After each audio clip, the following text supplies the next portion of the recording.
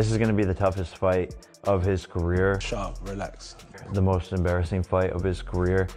Chair across your face. Yeah, I think he's about to cry. I'm definitely up for fighting. There's a lot of names in the division, for sure. But at the same time, look at what this creates as well. I'm a fighter and I understand that economics of business as well. And this does good business. Are you really going to do this? Absolutely.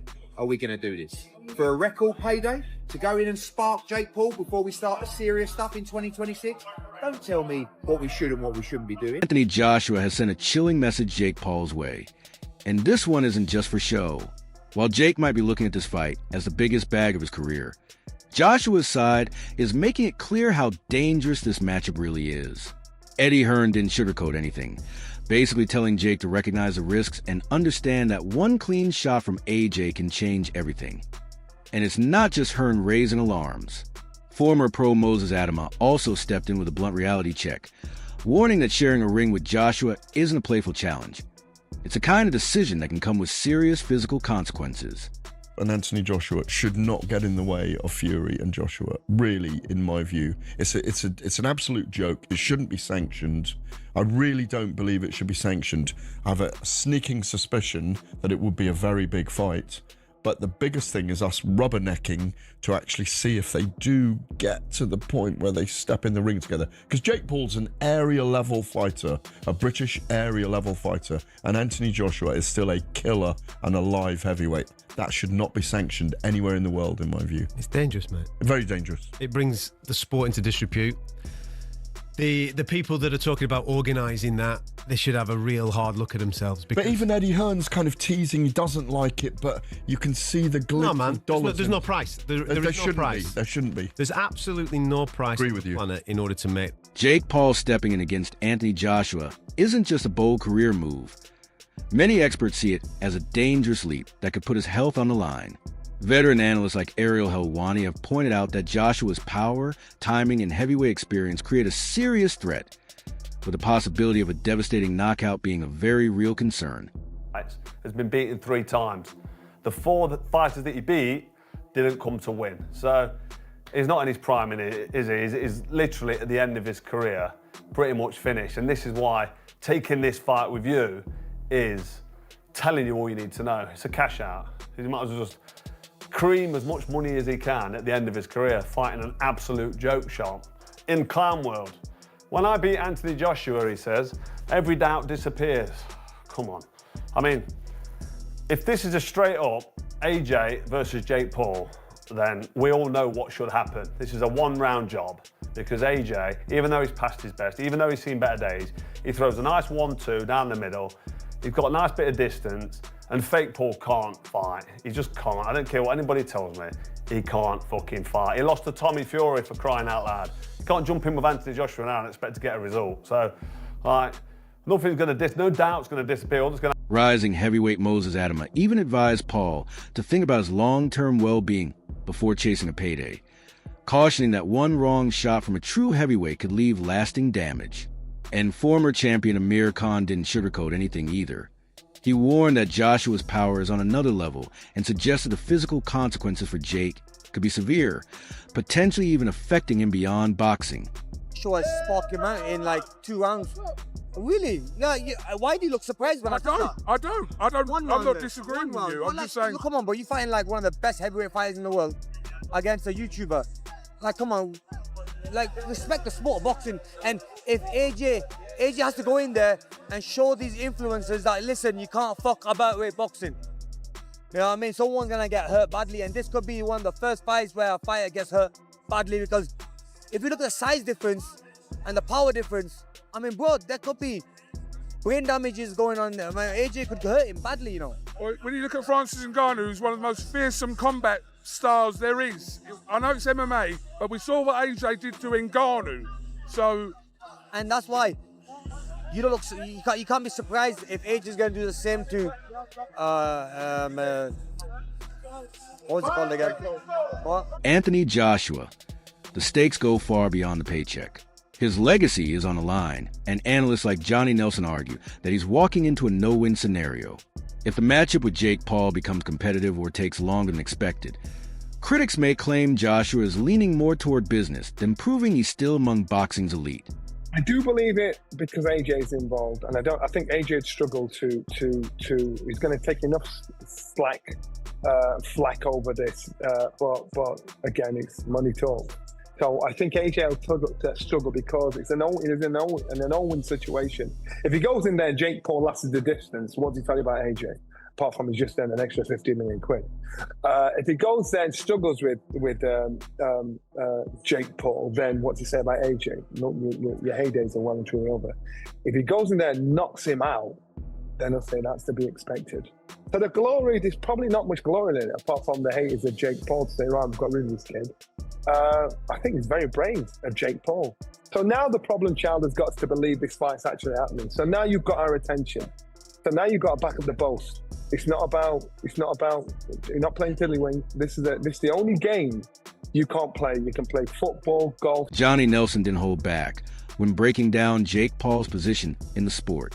He gives Paul full credit for being a marketing mastermind, but he's not convinced that translates into true world-level boxing ability. In Nelson's eyes, Paul is a solid domestic-level fighter whose earnings resemble those of a world champion, without the years of grinding through amateur circuits or climbing the traditional ladder. Paul didn't grow up in the boxing trenches. He built his fame online and then turned that spotlight into massive revenue. And while Nelson acknowledges Jake's success in turning boxing into big business, he still isn't sold on Paul when it comes to mixing with the elite high-skill fighters. Dubois, he's going to be 35 years of age. It's crazy what I'm about to ask you, but can Jake Paul really beat Anthony Joshua? All right, listen, I give all credit. Everyone knows that. They get mad at me that I give too much credit to Paul. Why? He's done a hell of a job to put himself in this position. He sold himself. He sold his dream. He took his dream. He took his idea. And he put it out there, and he made it happen.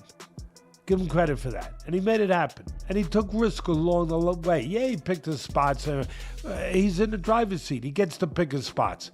He's the one bringing the money. He's the one promoting. Yeah, he's the name. He made himself that, coming from where he came from, with all his followers and the whole thing, and just the uniqueness of what he was doing. But he has learned along the way. He's not a top guy yet. No, I don't know that he ever will be. He didn't have that amateur background and the things that you usually need to be a top guy. But he has improved. He is a work in progress. He is a guy that you got to give him credit that he's respected the sport. He went out there. Former champion Carl Froch echoes that concern, warning that even entertaining a fight with Jake Paul risks chipping away at Joshua's reputation. To Froch, moves like this raise questions about whether AJ is still chasing Hall of Fame greatness or drifting towards spectacle over legacy. At the same time, Joshua has been outspoken about what truly matters to him.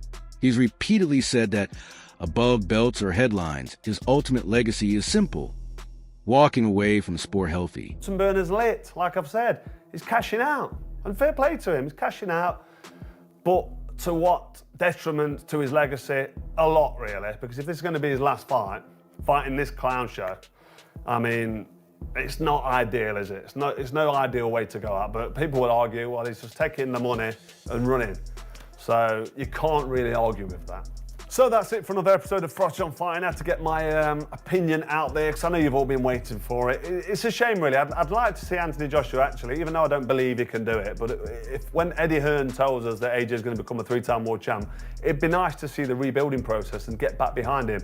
1 or 2 easy fights and then go for a world title. And this could be one of the 2 easy fights. But I just think if you're going to jump in with fake Paul at this level, which is like I say, arguably a massive mismatch, it's no way to step towards or climb a ladder to get towards that world title. So this, for me, tells me that Anthony Joshua knows he's finished at any sort of elite level or world level. He won't be trying to go down the world title level anymore. This is just a cash out. So good luck to him. Fair play to him, but hopefully when he's finished this fight, he'll be honest with us and say, listen, I've milked it, I've creamed it, I've had an unbelievable touch at the end of my career, I mean, he's already had an outrageous touch on him with the involvement of Saudi Arabia, and now he's just creaming it at the end. He's got a fake Paul, which is massive. Great for AJ, fair play to him. Anybody would do the same at the end of the career he's had. You know, he's not an elite heavyweight, is he? He's never going to come back and become... Jake Paul, though, is fully convinced he can shock the world.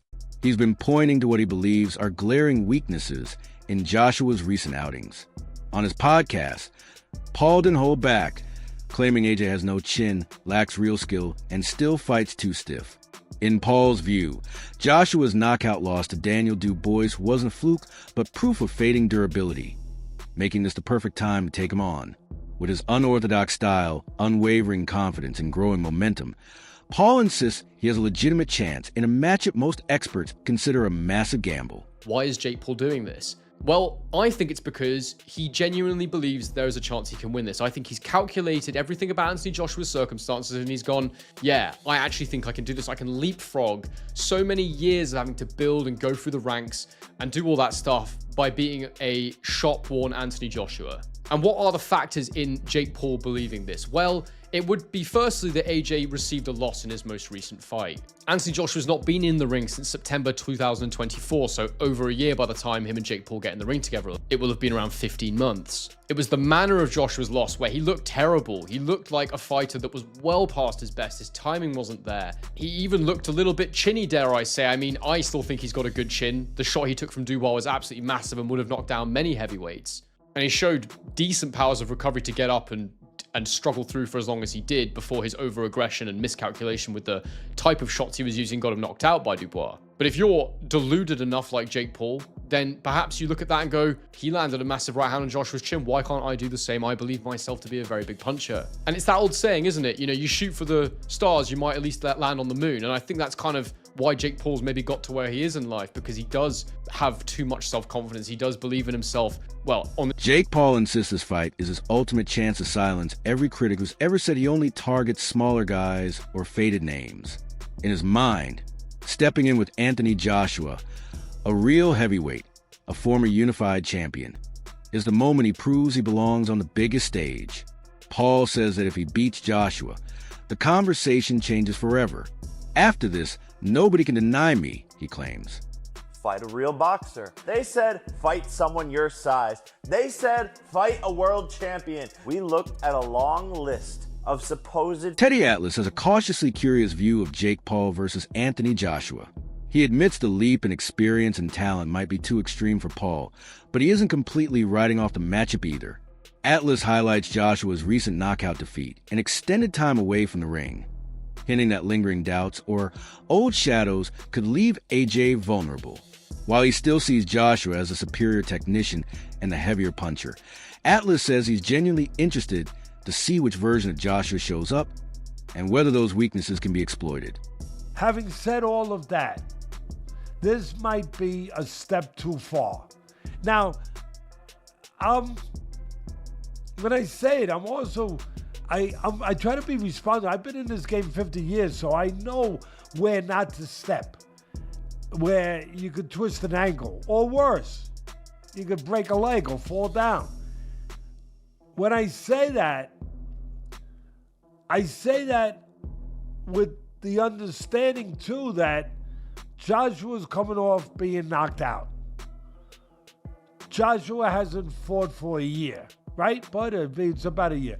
And there's some ghost in his attic.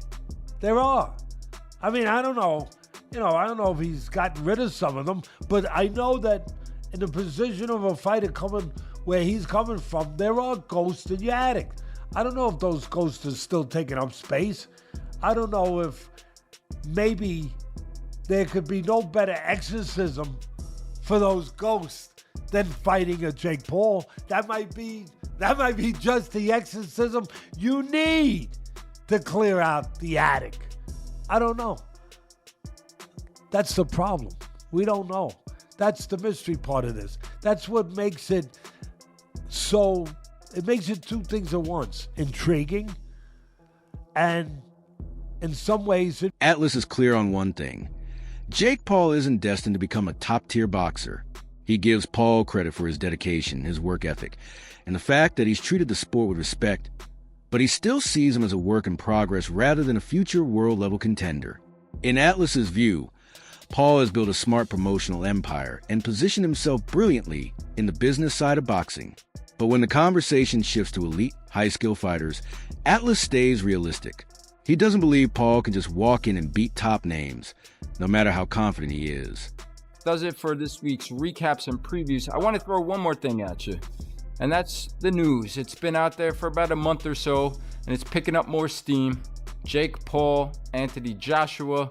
Now, Eddie Hearn came out this week most recently and said, I never thought I would say this, but right now the front runner for this fight is Jake Paul for Anthony Joshua's ring return.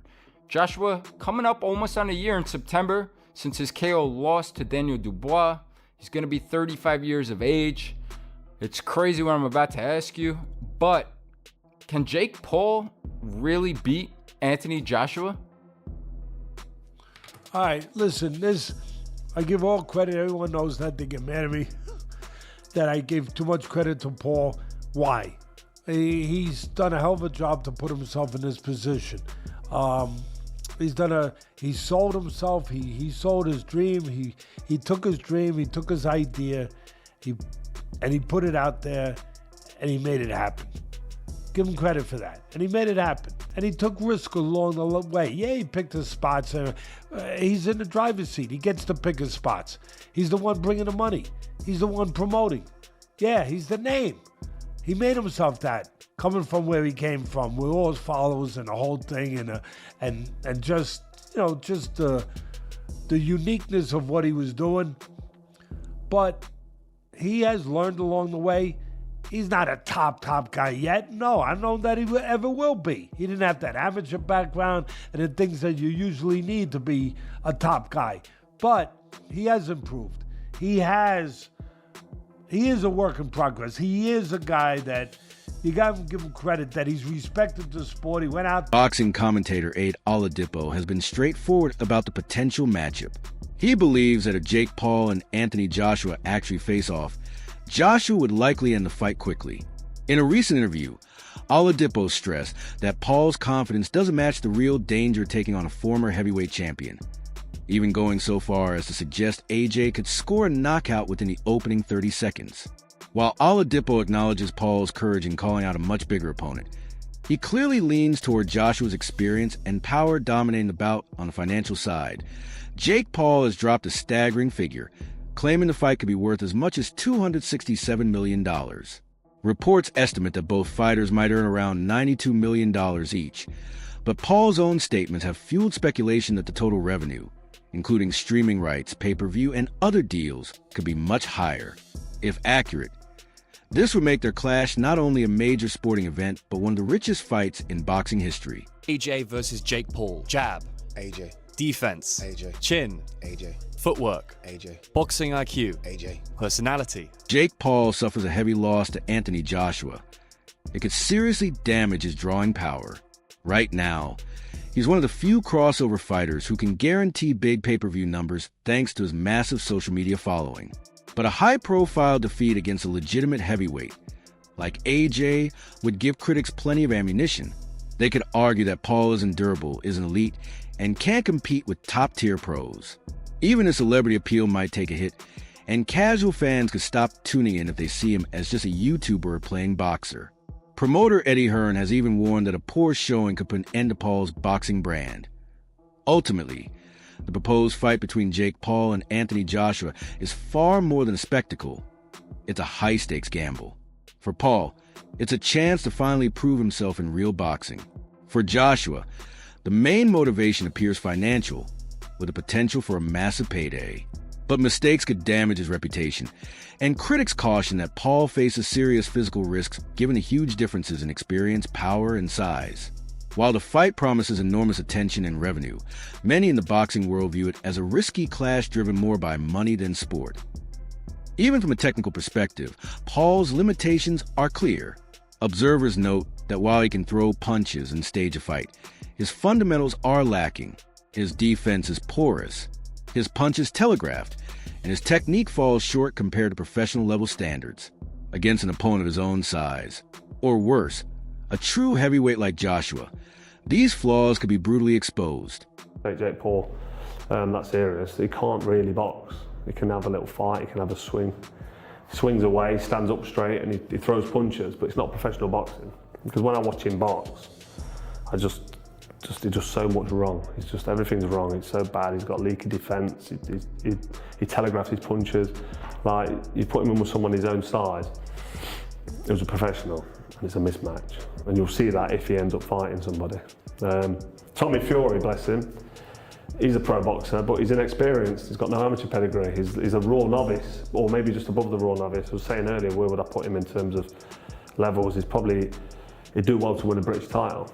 He's at that sort of level. And then from British title to world level, it's like different worlds. It's like totally. So, what do you think? Is Jake Paul stepping into the ring with Anthony Joshua a calculated move, or is he playing with fire?